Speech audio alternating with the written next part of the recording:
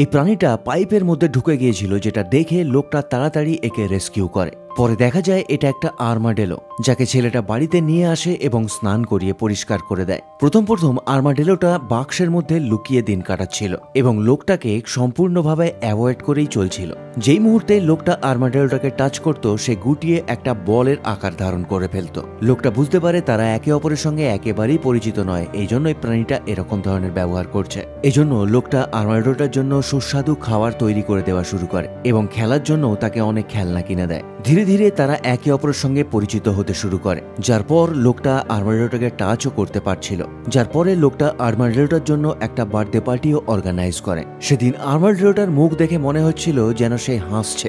এরপর থেকে লোকটা যখনই আর্মাডেলোটাকে ডাকতো, সে ছুটে তার কাছে চলে আসতো। তবে একদিন লোকটা দেখে আর্মাডেলোটা তার হাতেতে স্ক্র্যাচ করছে, যার পরে তাকে ধরতে আবার একটা বলের মতো আকার ধারণ করে নেয় এবং বাড়ির ফ্লোরে অদ্ভুতভাবে ছোটাছুটি শুরু করে। লোকটা ভয় পেয়ে যায় এবং পশুর হসপিটালে চেক আপ করার পর বুঝতে পারে যে আর্মাডেলোটা অ্যাকচুয়ালি প্রেগনেন্ট। মানে যখন সে তাকে রেস্কিউ করেছিল তখনও সে প্রেগনেন্টই ছিল, যেটা দেখে লোকটা নতুন অতিথিদের অপেক্ষা করতে থাকে।